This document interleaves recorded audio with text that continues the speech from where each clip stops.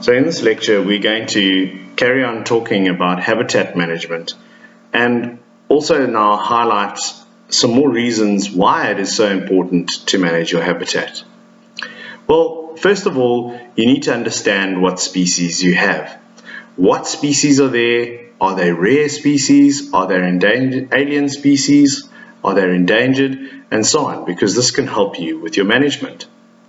You also want to know the overall density of your plant species. Why? Because if you know your density, you'll know about the erosion potential. Do you need to manage that erosion, like you covered in REM 101? You might also have areas that are encroached by bush where you might need to manage, and that might require things like fire.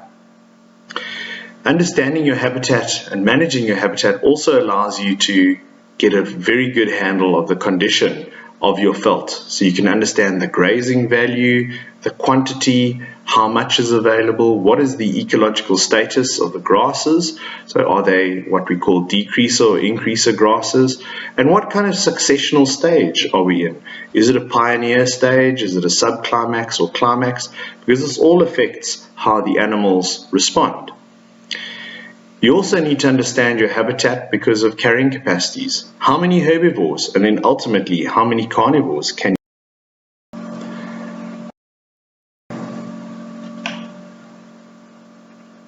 And then ultimately the fuel load. Do you need to manage and do you need to burn? So how do you start, or where do you start? First of all, you've got to know your habitat. So here is a map broadly of the rainfall zones in South Africa. And you can see that here in Mpumalanga near Nelspruit, we're at about 400 to 600 millimeters.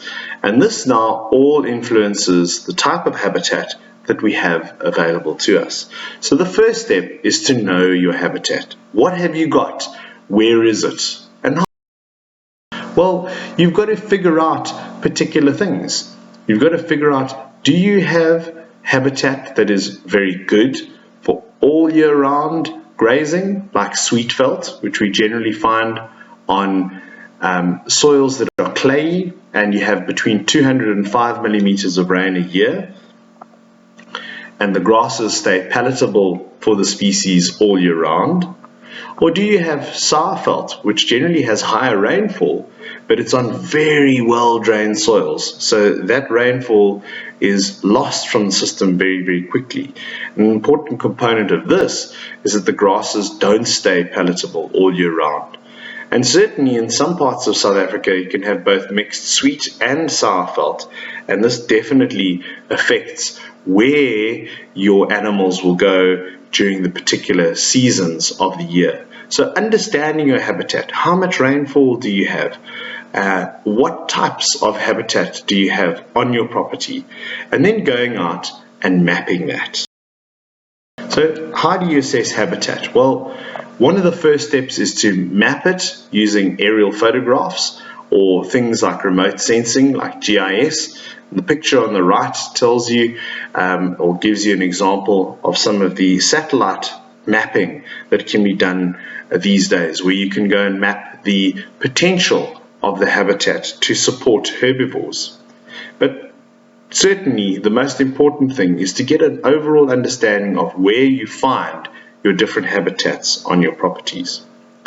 Your second step is then to go and conduct detailed vegetation surveys, getting out and getting dirty in the field to know what's there and in how much is there.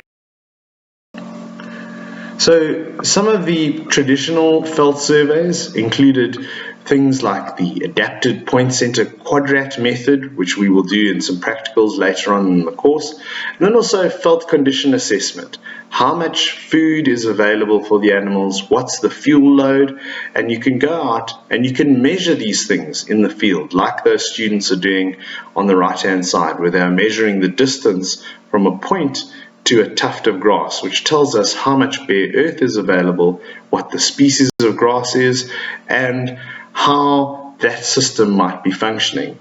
On the left hand side, you've got somebody with what's known as a disc pasture meter, and that gives us an idea about how much fuel is lying around in the field, which has very important implications for fire assessments and knowing when to use fire as a management tool.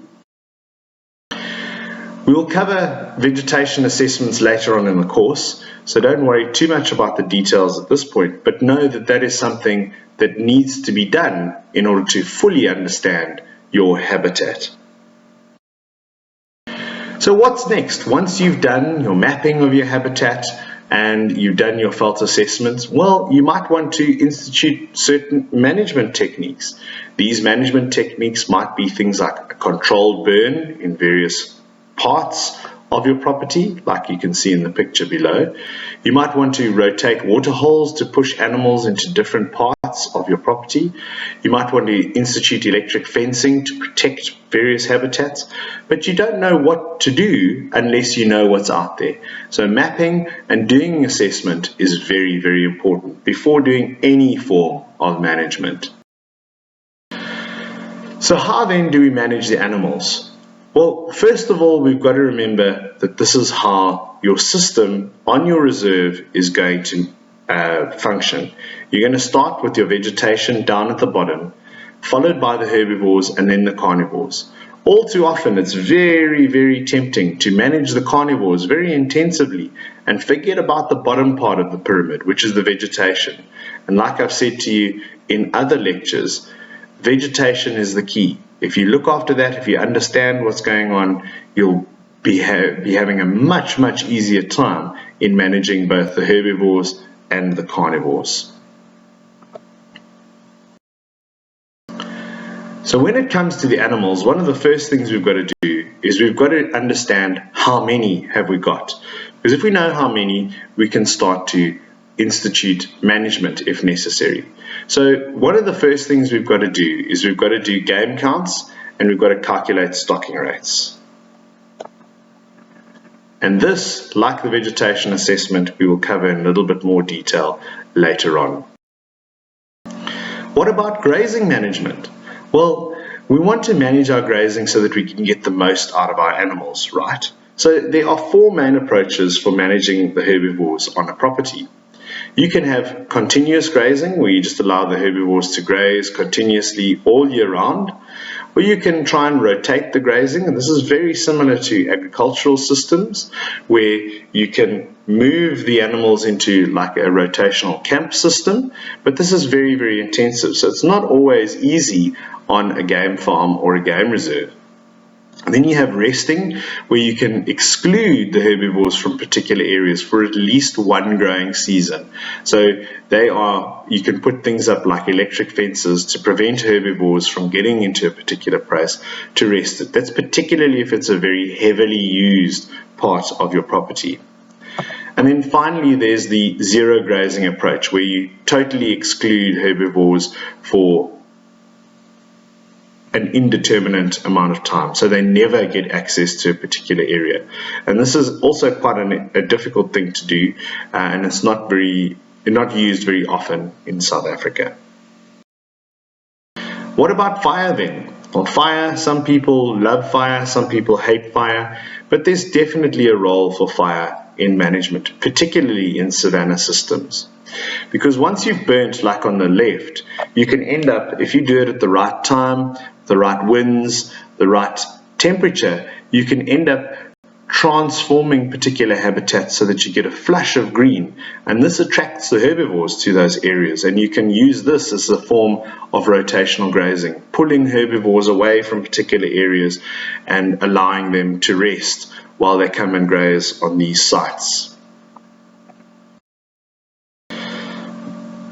Now, there are three types of fire that a reserve manager needs to know about. The first is a surface burn, where the fire just runs over the top of the surface, and sometimes called a cold burn, where it just takes off some of the dead or dying plant material. You then get what's known as an underground burn or a hot burn, where you have a very high fuel load. The fire burns for a long period over the ground. The wind is not very strong, so it tends to damage the roots of not only the grasses but also some of the trees. And then you have what is known as a canopy burn, or a very, very hot fire, which is able to kill woody plant species. So often managers will use surface burns just to get rid of the dead plant material, but in some cases you might want a very, very hot fire. Say, for example, if you have been managing, or if you've got a property that has been heavily overgrazed by cattle for a long time, you might want to get rid of some of the bush encroachment. And in order to get rid of bush encroachment, you've got to have a very, very hot fire that burns through that area and kills off all of the woody species. But those are the three main fire types that a manager needs to know about and can employ. And remember that your fire type will be dependent on not only your fuel load, but also the weather conditions of when you burn. So fire type is dependent on the intensity, which is driven by the amount of fuel there is for a fire. So fire intensity will be higher if you've got more fuel for that fire, and when you burn. So this is also linked to the fuel load, but it can be linked to other factors like wind, temperature, and so on. And this is sort of summarized very, very nicely in this graph, where you can see that when a fire is at its peak temperature, we have it at right near the front of the fire, where it is burning, where the fuel load is highest, and it has got a wind behind it. And as you can see in this graph, the fire can move very, very quickly through a particular area. But understanding how fire works can be a very, very useful management tool for a conservation manager. What are the effects of fire? If we have a look at some data from Zambia, we can see that when you have different fire return intervals, so where fire is used annually all the way through to an area where there's no fire right across on the right hand side, you can see that while there are differences in the different habitat types, one of the trends that we see overall is that there are far more trees when we don't have fire compared to when we burn annually. So fire can definitely influence the number of trees that are present in a savanna. Equally, fire affects grasses, and this can be different for different species, as you can see in this graph, where we have Themida triandra, which is in orange, and Heteropogon contortus, which is in purple. And the interesting thing that you can see here is that Heteropogon is not a particularly palatable species, and what tends to happen is that when you have very regular fire, so once a year, annually, every 2 years, every 3 years, that unpalatable grass tends to be a lot more dominant in the habitat than the very palatable grass, which is Themida or red grass. And it looks, according to this graph, that 3-year fire intervals, so only burning a property every 3 years in this particular savanna, promotes very high levels of this very palatable Themida triandra grass. So not terribly good at 5 or unburnt, but at about 3 years, that seems to be the real sweet spot in terms of good grazing in this savanna for your herbivores. So, if you're going to use fire as your management tool on your property, remember, everything is linked in nature conservation. You have to remember the National Veld and Forest Fire Act of 1998, which says that you need to be a member of a fire protection committee in order to use fire. You have to have adequate and suitable fire breaks around your property, and you need to get a permit before you can do any burn, and this needs to be often in the name of the manager.